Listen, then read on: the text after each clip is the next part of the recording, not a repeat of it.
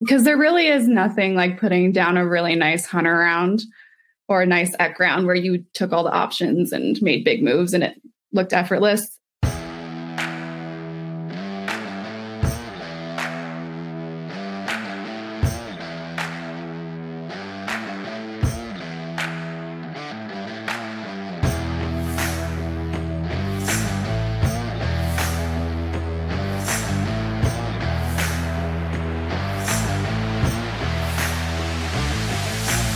Bring them in on the rail, let it jog. Please, on the rail, let it jog.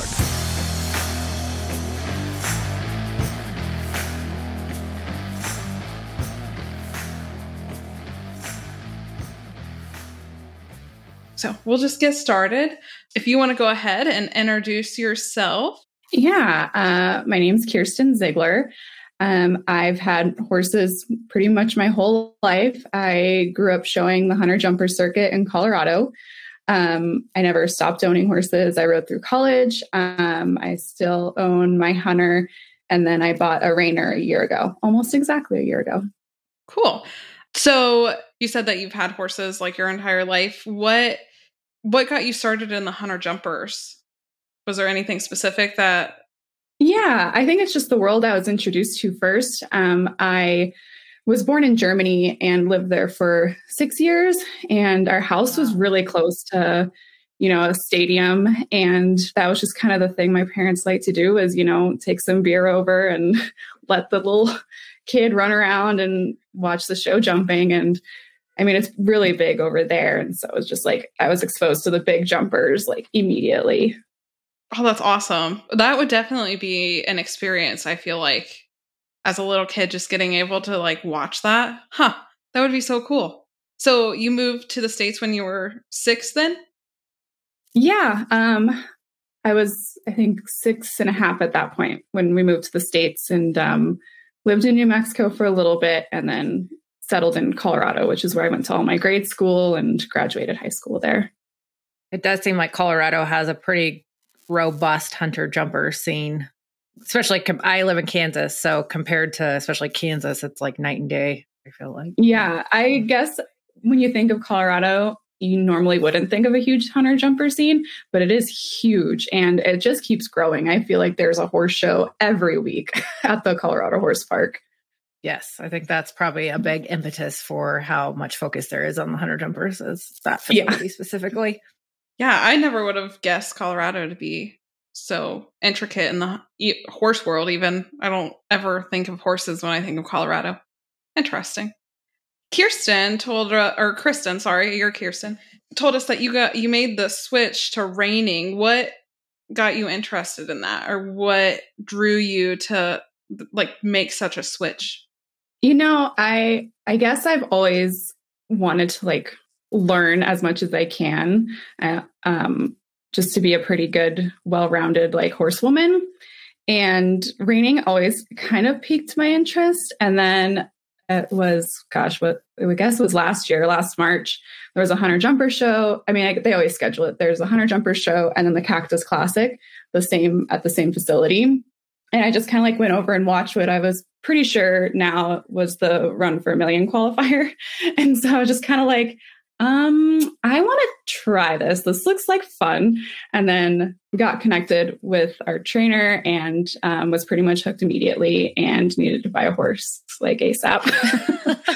I was like, I'm just going to dive head first. And, I've taken 3 lessons. I can buy a horse. It's fine. I love that.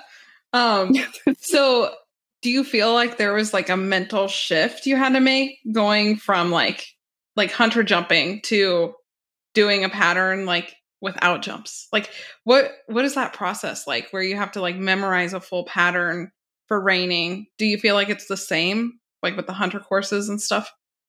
I feel like it is pretty similar. I think coming from the hunter jumper background, it's all about your course placement and making decisions throughout that course and also working on the fly with whatever your horse throws at you that day. So that shift wasn't really too much of a struggle for me, thankfully. I think the biggest shift is just realizing what my muscle memory is doing from the hunter jumper world and how it's getting in the way of me riding my reiner correctly. I think that's been the hardest thing to shut off and back on. I assume there's probably a pretty big learning curve going from large English bred horses in an English saddle to a shorter Western bred, Western moving horse and saddle, and the different styles of riding. I know you said like the muscle memory was something that you had to kind of relearn, but did you find moving to a Western saddle pretty natural for you, or was that another struggle in itself? It was actually a pretty seamless transition. I kind of felt like even from the beginning, I was very comfortable switching disciplines. And I think I always just want to be like really good at something immediately, like most of us do. So I was very kind of critical and tried to watch a lot of other people ride and kind of see what they were doing, and then taking it back and kind of realizing, you know, how my position and stuff needs to change. And I also have a really good trainer who helped me with that transition, but it gets easier every ride. The switch is becoming a lot more natural, and the muscle memory is now attaching to each discipline instead of just like this little mess of what is what. Even though the basics are very similar, I feel like the reining horses are just like, the cues are so subtle. My hunter jumper horse, he's just like, you have to ask for it. And if you do something on accident, it's not going to like completely mess him up. So what has been like the hardest thing then on the switch? Or do you go back? So you still show hunter jumpers, right? What is the hard part about when you go from one to the other? Honestly, the harder switch is going from my reiner back to my hunter, because I have to go find jump distances, and I'm used to then the 14-hand stride. So that from the reiner to the hunter is harder than the hunter to the reiner. So my striding's a little messed up. I have to kind of get back into my rhythm to finding my good distances. And I'm also a little bit more like forgiving on myself and my horse when I'm like, I ask for a lead change and it takes like a stride or two for it to happen. I'm like used to being like this. I feel like my reiner like raised the bar for my hunter. So I've, you know, he's not getting away with crap anymore. And I expect stuff to happen and there's going to be no nonsense. So I think he's a little mad at me, but it's for the better. I love it. So when you decided that you were going to try reining and then you took the 3 lessons, what was your experience like horse shopping? Like, was it completely different than what you would normally do for like your hunter jumper horses? Like, how did that experience go for you? It's kind of hard to say because I haven't bought a lot of horses. Like, we still own all the horses that we've had my entire life, which is 4. So I haven't had to do a whole lot of shopping. And I bought my hunter when I was in college, and like my budget was super low. And like I got him just from the lady who bred him, and he was like hardly broke and super sweet. So it was a totally different experience just shopping for like something that had been out there and done the thing. And I thought it was super easy. I only tried 2 horses. So I didn't get to go and like sample everything. Yeah. I just rode 2 horses and then picked Martini because he was the obvious choice and I loved him. So fortunately it worked out that way. I didn't have to try a bunch.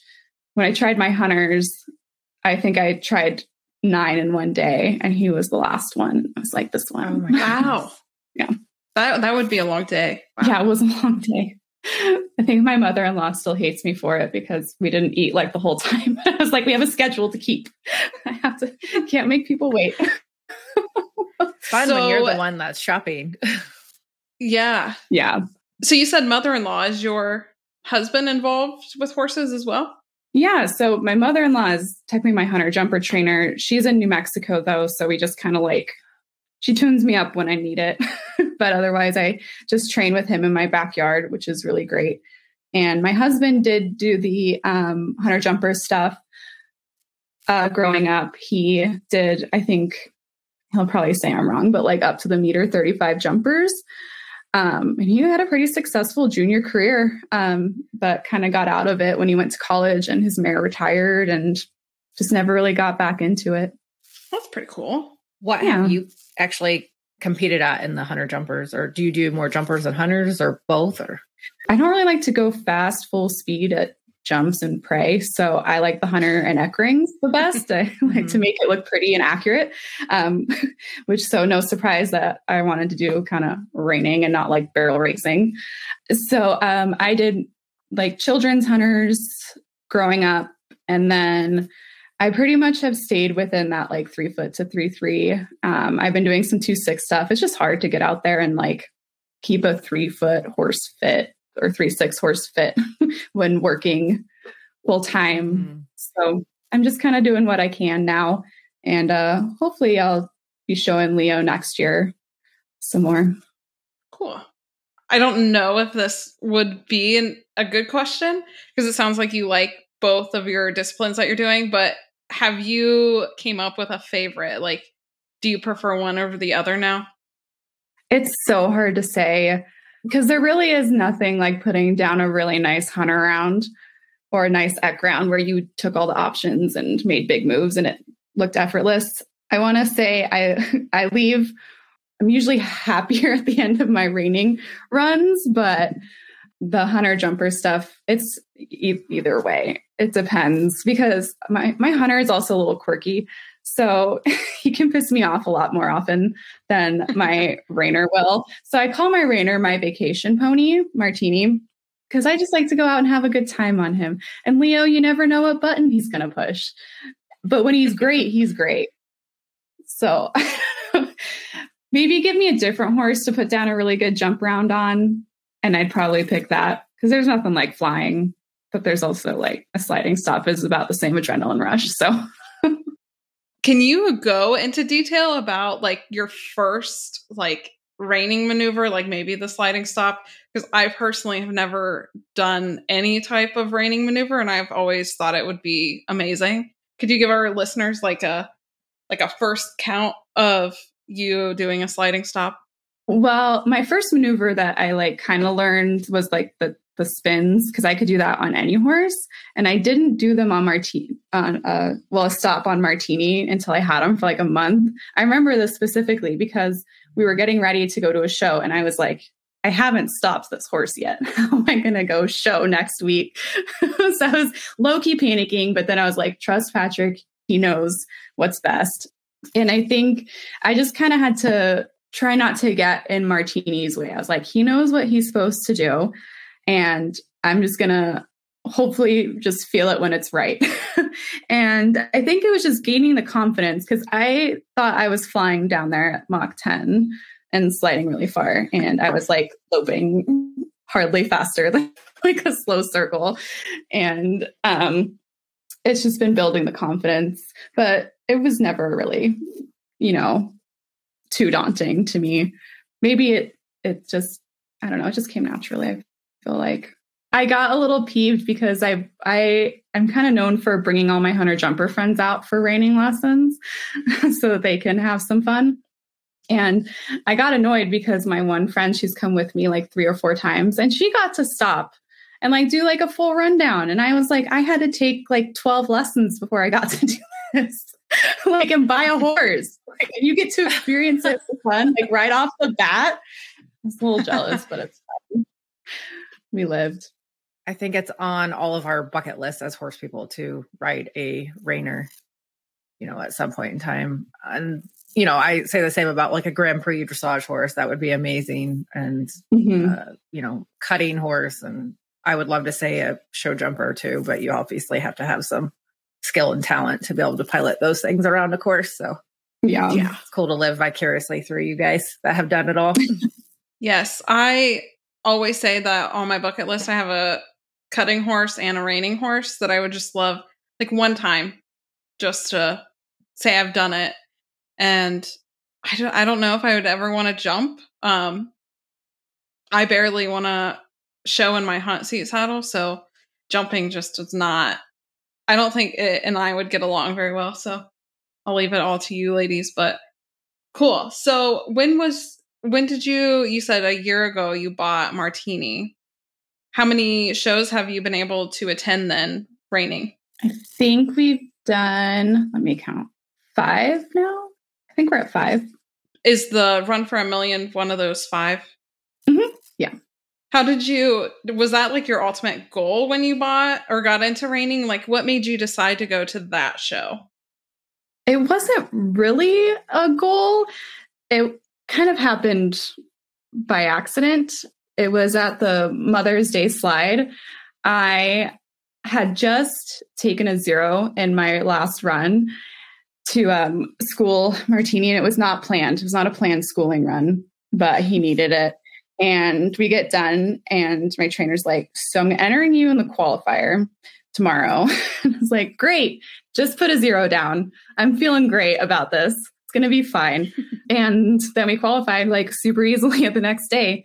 And I wasn't super, like, I really want to go because I'm one of those people that I also don't like to show for fun. I like to show and be really competitive. And I didn't want to go if I thought I was going to be really bad and like embarrassing. Of course, our run didn't go as planned because Martini decided he wanted to be a dressage horse and do extra lead changes. But besides that, I thought it was a good goal to have, and it was a lot of fun to work towards it. And besides our one little mishap, I was really happy with our run. And my goal was always to kind of ride really confidently and do just the best I could and just not have any regrets about it. That's definitely always important, is to just give it your best. Can you tell us, like, maybe walk through what you do to prepare, like, for your shows, like while you're there? Do you ride, and then what is the process of getting a reining horse ready versus your hunter? I feel like it's pretty similar. We just I schooled him personally, and then the assistant would kind of school him when needed, just to make sure that everything was, finely tuned and he was ready to go. But we kind of ran through all the maneuvers and made sure everything was nice and snappy and where it was supposed to be, and that we were comfortable on the footing. I know a lot of horses were having trouble on the footing because it was a little slick. But fortunately, Martini's shown in that pen before on that same dirt. So I wasn't really too worried about him, not knowing his environment. And I was just really able to kind of focus on me. Is Martini fairly experienced? Like, do you feel like he kind of has taught you the reining? Yeah. He has definitely had a pretty successful show career before I bought him. He's now 7. I bought him when he was 6, and he was like really, I don't know, I'd have to look up his actual scores, but he did pretty good in the futurity that year. And he was definitely, up there. He's a great guy. He needed some tuning up, of course, when we got him. And so we've been just working hard to kind of get him where I need him.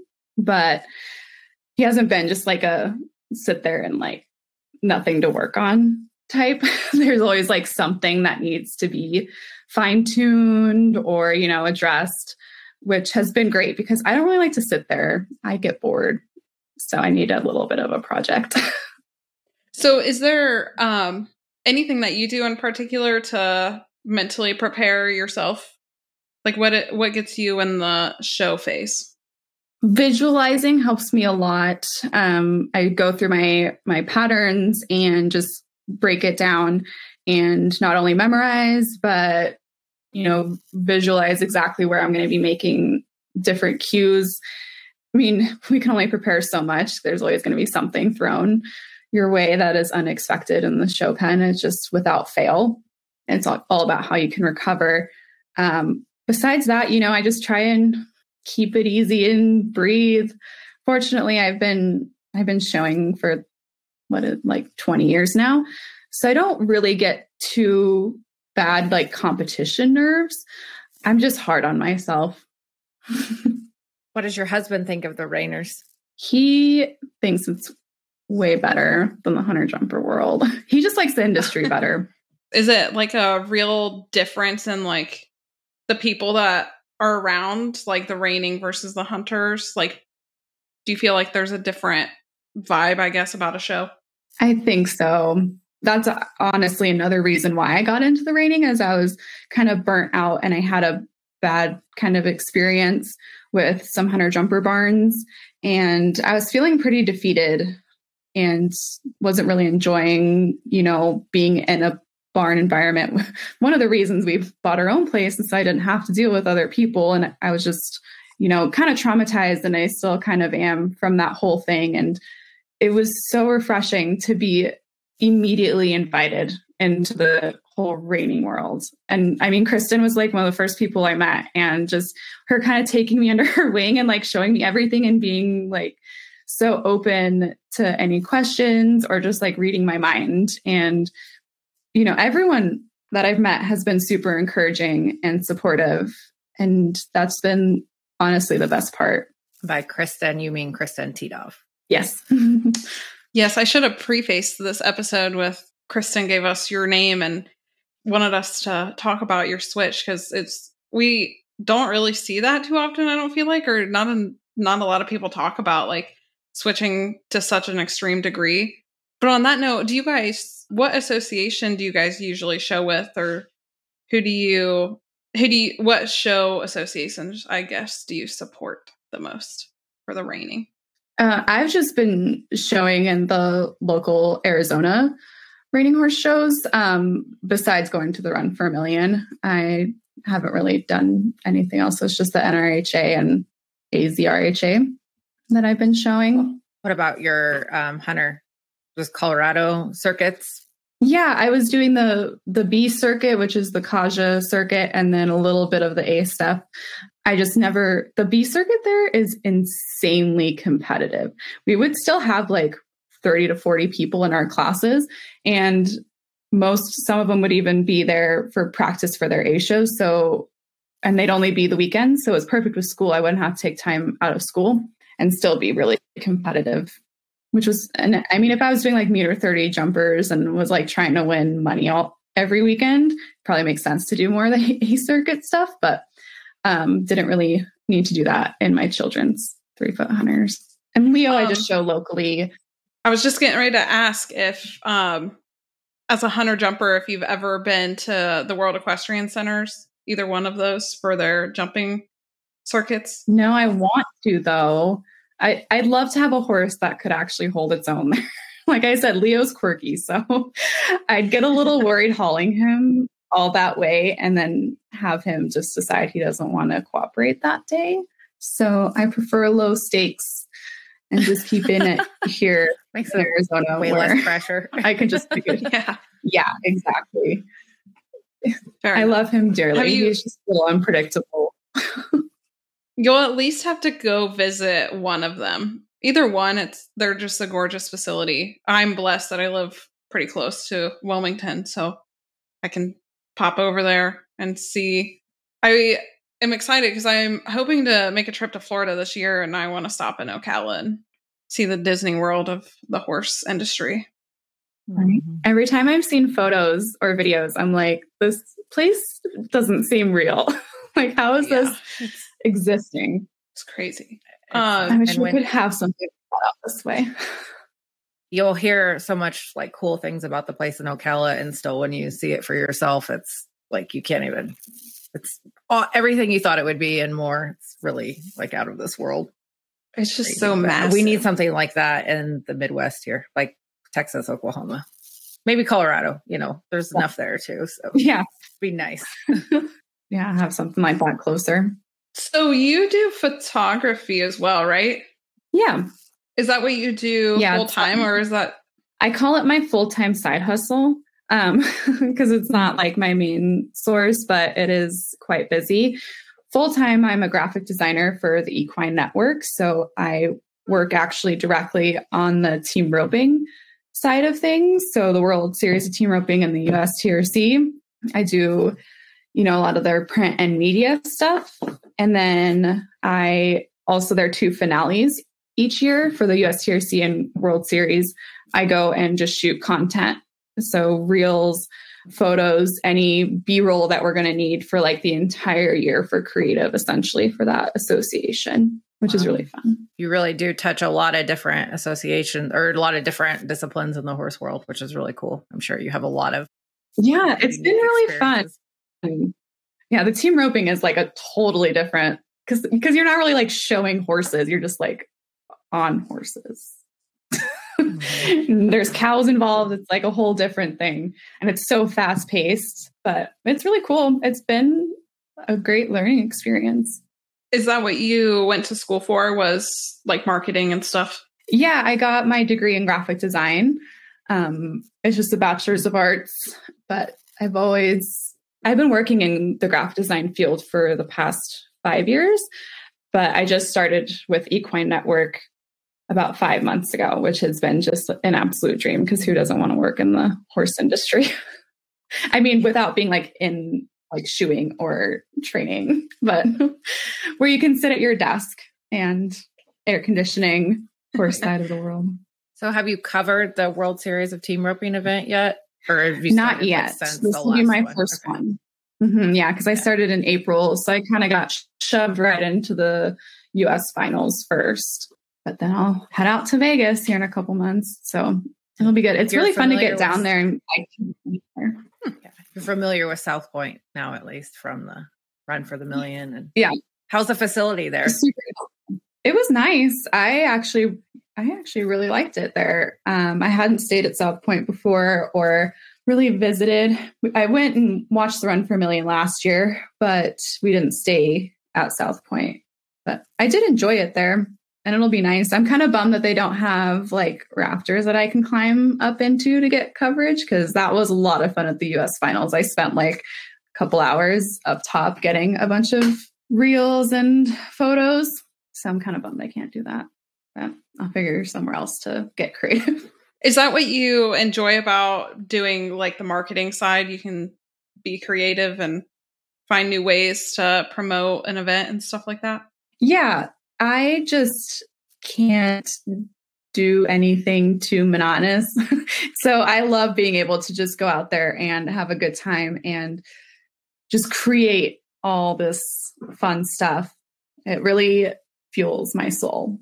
So with your photography business, do you ever feel like you'll branch out and do any freelance type of work along like with the marketing, creating ads or anything like that? Or do you foresee yourself staying with the Equine Network for a while?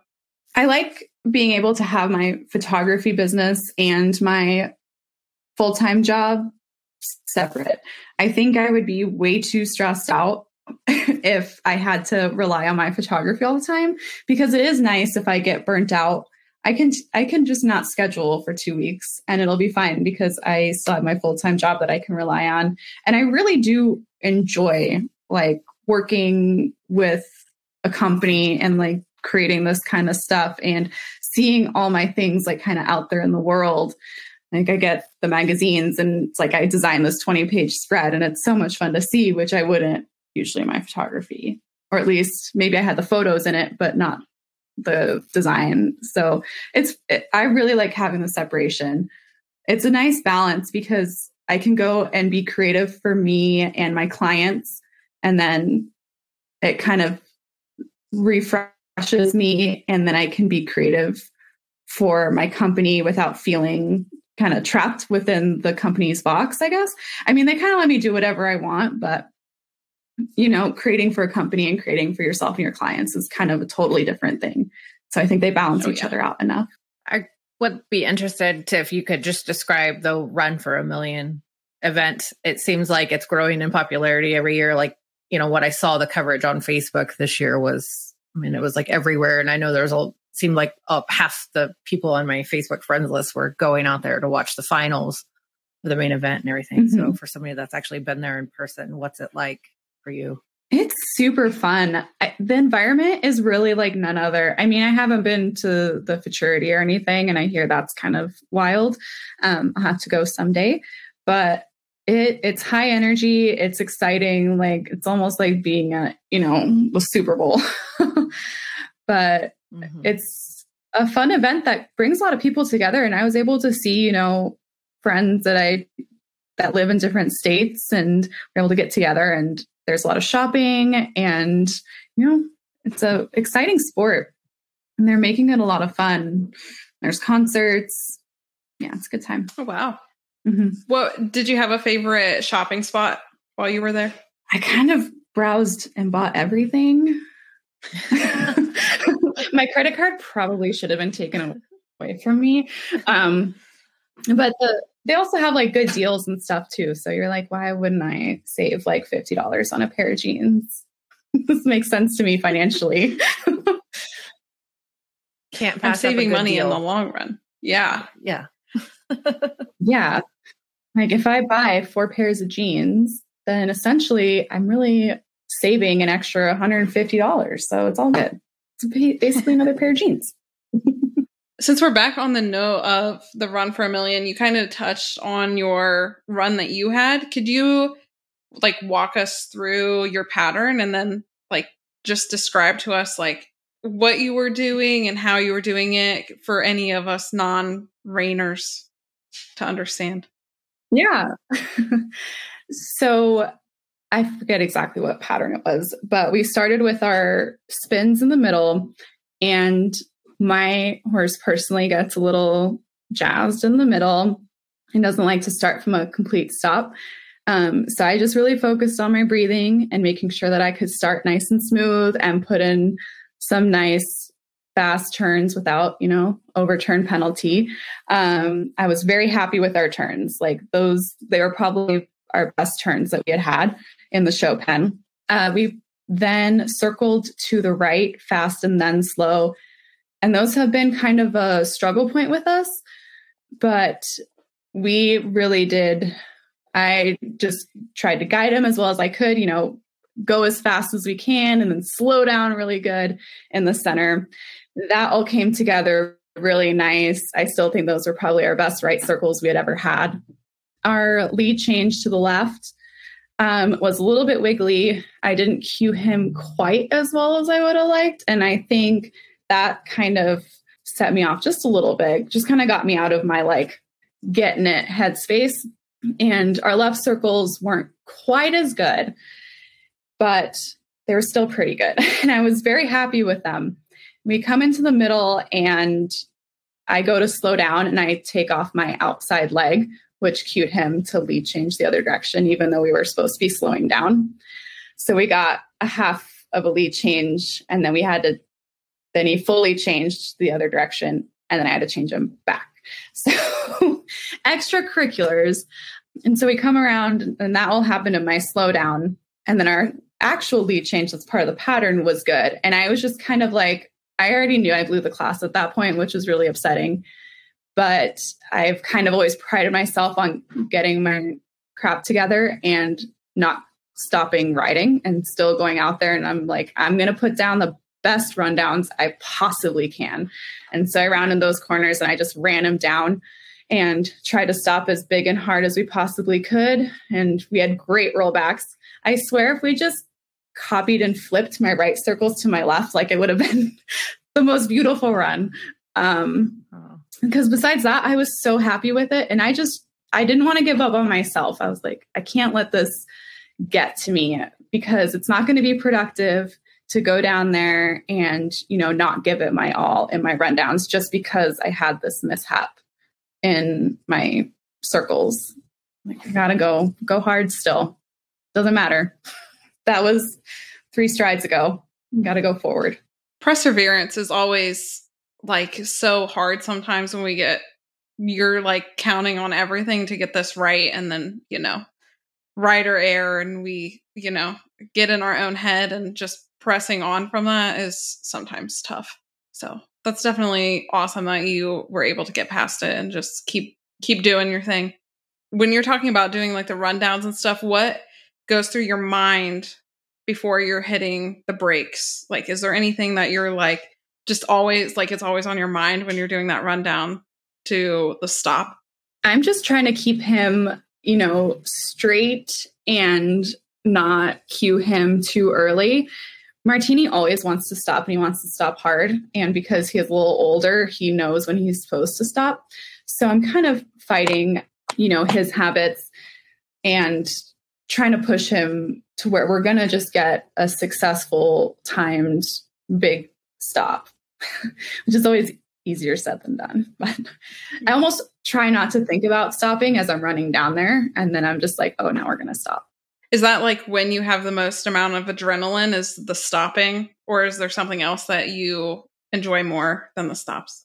I like the stops, but Martini's a really good turner. So when he can get drilling into that ground, it's a lot of fun on him too.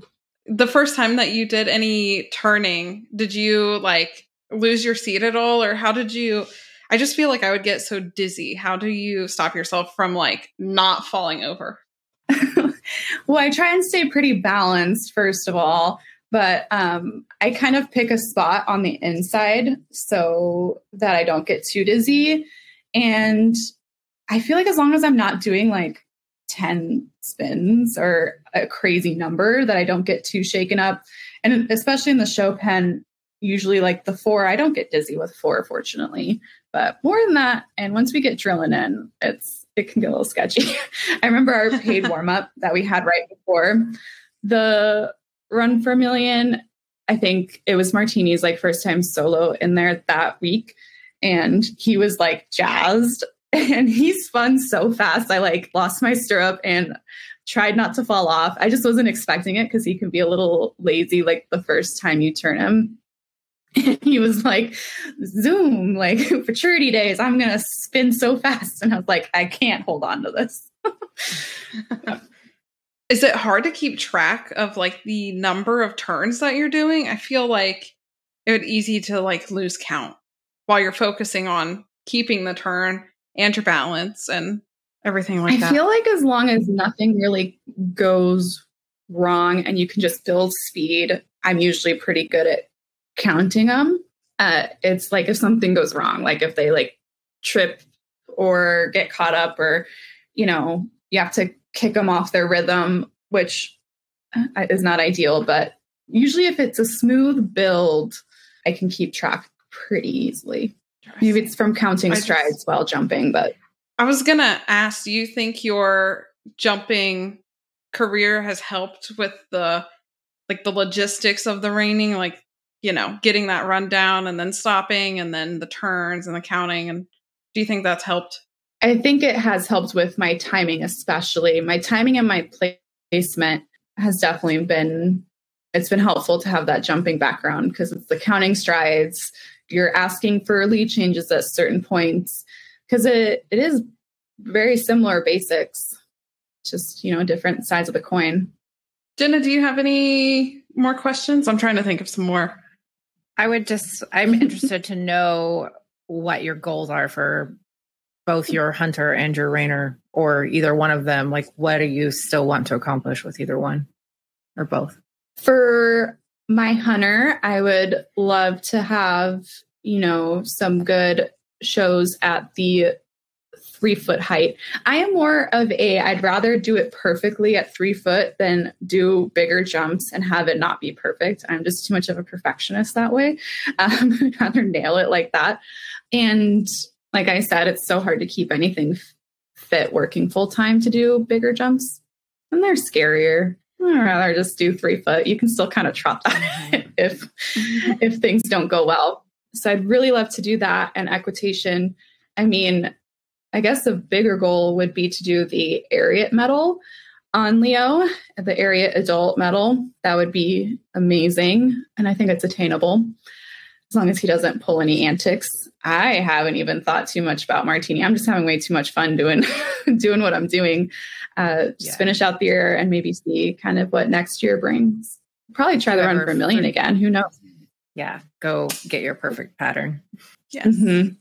I'm just I'm too much of a perfectionist. That's the problem. Be happy with imperfection, but good moments. Do you have any aspirations of having like a futurity reiner at any point in the future? I think it'd be cool. It's really hard to say, being so kind of new to it. I even think when I got Leo, I had like this whole plan and then things didn't go to plan and I just had to kind of adjust. And I mean, I still am competitive, obviously. Talk about my perfectionism, but I've kind of just shifted my perspective to enjoying all the aspects and just being happy with, you know, whatever I'm doing. And it doesn't have to be so much about, you know, all the accolades and however like many classes I can win or how many buckles or neck ribbons and stuff. It's just, as long as I go out there and have like an absolute blast, that's really all I care about. And I can't say like competitively what I'm going to do next, really. I love martinis, so I'm going to enjoy them as long as I possibly can. That's the best answer or outlook, I think. We all need a reminder of just how to enjoy the process, because we do get caught up in the results. And that can be really frustrating with horses. So definitely growing up, I was results. Yeah, it took me a long time to kind of realize that when I was growing up, I was showing a lot. I was showing once or twice a month, March through November, and it was a lot. And I was not the best loser. Let's just say that. And it took me a long time to kind of realize that it's like, it wasn't perfect, or maybe I did do my best. And, the judges just didn't like my horse as much as they liked the other person's horse. And that's just the way that the sport goes. And it just took me a long time. And I think I guess getting older and maturing, you're just kind of like, as long as I go have fun, and ride to the best of my ability. Absolutely. Don't hold back and have fun. Surround yourself with good people too. That makes them fun. Yes, that's what I was getting ready to say. It's such an expensive sport, no matter what discipline you're in, that if you're just not having a good time or enjoying the people that you're around, it's hard to want to keep continuing. And we kind of touched on that this morning, just the numbers that we see dwindling in some areas and just the industry as a whole, like losing people. And I think it's important that we bring those points up. Like, you need to enjoy it, have fun, immerse yourself with great people. Definitely important. Yeah. Having the best, like having a barn that's a good fit is, I think, one of the most important things. And I obviously struggled with my hunter, but we're happier at the shows and we have friends at shows. So we still kind of get that environment without having like being under a trainer barn. Because my mother-in-law, she'll just come and she'll coach us at the shows. And I've talked to my best friend about it because she has her horse at my house. So we always ride together and show together. And it's like, are we actually doing the best we can? Probably not. Like, yeah, if we had a trainer working with us every week, we'd probably be better and everything. But would our mental health and like our relationship with our horses and our mindset about showing be better? Probably not. That would probably suffer. So we'd rather be not as good and have a good time doing it than be better and not happy about it. Yes, I 100% agree with that. More people need to hear that from successful non-pros like yourself. Yes. Awesome. Well, if you would like to give a little shout out to maybe your photography business or where we can find you or what ways can people connect with you, that would be great. And we'll include that in our show notes as well. Yeah, I'm on pretty much all the social medias. It's Kirsten Ziegler Photography, keeping it real simple with a super hard to spell name. So it's just on Insta, it's just Kirsten Ziegler Photo. My website's kirstenziegler.com. And you can find all my stuff there. But I'm based in Arizona, but I love to go adventure. Take me anywhere that there's pretty horses. Love that. Well, we definitely appreciate you chatting with us. Definitely an interesting conversation about switching from such a, I don't know, just it's so night and day. I just love it. But yeah, we appreciate the conversation and hope that you enjoy it. And maybe next year we'll have another conversation about how you went and overtook the Run for a Million. No random lead changes and a perfect pattern. Right. But yeah. Yeah. It was the best pattern to ever accept. Yeah. You got all your practice changes out of the way. So, yeah. Right. He was just ready. I think he was ready for you. Yeah. There should just be like, if this one wasn't so good, you can just do another and it'll eliminate the bad one. It's like a type situation. Pattern. Yep. Yeah. That'd be excellent. That would make it so much less stressful. Yes. Perfect. Awesome. Well, thank you for your time today. Yes. Thank you. Yeah, of course. It was great to meet you guys. I had a good time.